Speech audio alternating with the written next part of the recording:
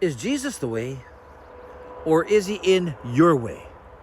From self-led living to surrendered direction. And this is the hard-hitting intro. You say Jesus is the way, but every time he redirects you, you get frustrated. Every time he corrects you, you get defensive. And every time he slows you down, you call it delay. Every time he closes a door, you call it rejection. Every time he asks for surrender, you start negotiating. So maybe the problem is not that Jesus is unclear. Maybe the problem is that he is standing in front of something that you clearly want. You say, Lord, lead me. But when he does, you complain about the route. You say, have your way.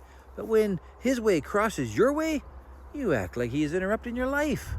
You say, Jesus, I trust you.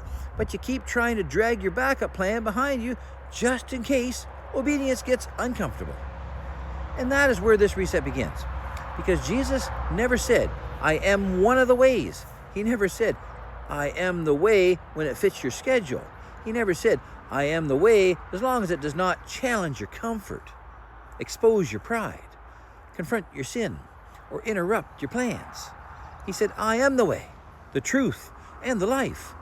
Not a suggestion, not a side road, not a spiritual accessory, not a safety net for the life you refuse to surrender. The way. But here's the question that cuts deep. Do you really want Jesus to be the way? Or do you just want him to get out of your way? Because sometimes what you call an obstacle is actually mercy. Sometimes what you call a closed door is actually protection. Sometimes what you call delay is actually preparation. Sometimes what you call conviction is actually love.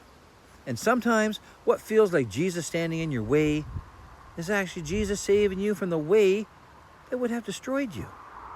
This reset is for the person who has been asking God for direction while resisting his correction. For the person who wants peace but keeps choosing control. And for the person who wants purpose but keeps protecting comfort. And for the person who wants God's will as long as it looks close enough to their own. But today, the question is not complicated. If Jesus is the way, why are you still arguing with the road? If Jesus is the truth, why are you still defending the lie? If Jesus is the life, then why are you still chasing what is draining you?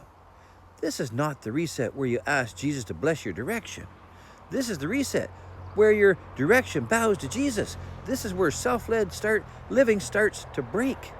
This is where spiritual negotiation starts to end. This is where the backup plan comes off the altar.